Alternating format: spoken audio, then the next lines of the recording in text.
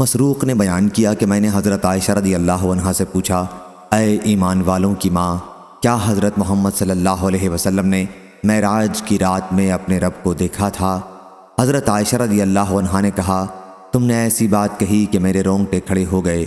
کیا تم ان 3 باتوں سے بھی ناواقف ہو؟ جو شخص بھی تم میں سے یہ 3 باتیں بیان کرے وہ جھوٹا ہے۔ جو شخص یہ کہتا ہو کہ حضرت محمد صلی اللہ علیہ وسلم نے شب معراج میں اپنے رب کو دیکھا تھا وہ جھوٹا ہے۔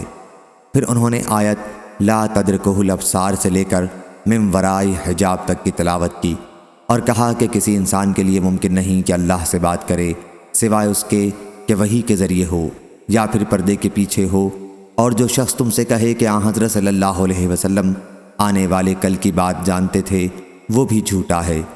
اس کے لیے انہوں نے آیت وما تدری نفسی ما تکسب غدا یعنی اور کوئی شخص نہیں جانتا کہ کل کیا کرے گا کی تلاوت فرمائی۔ اور جو شخص تم میں سے کہے کہ حضرت صلی اللہ علیہ وسلم نے تبلیغ دین میں کوئی بات چھپائی تھی وہ بھی جھوٹا ہے۔